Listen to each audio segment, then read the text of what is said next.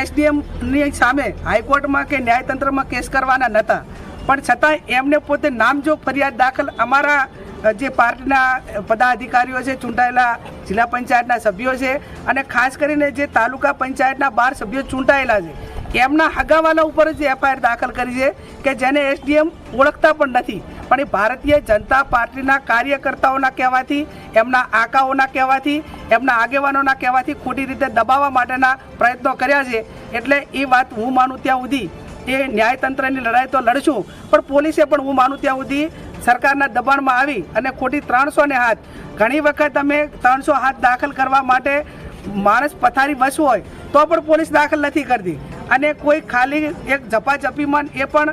કોઈ કારણ વગરમાં, અને એમાં 300 હાથ 10 માટે દાખલ થાય તો એ પોલીસે પણ હું માનું ત્યાં સુધી તટસ્થતાથી કામ નથી કર્યું એવું અમને લાગે છે। આ બાબતમાં હાઈકોર્ટમાં દાખલ કરવું પડે તો કરશું, એસડીએમના વિરુદ્ધમાં જે કંઈ કરવું પડે એ કરશું અને ન્યાયની લડાઈ અમે લડીશું।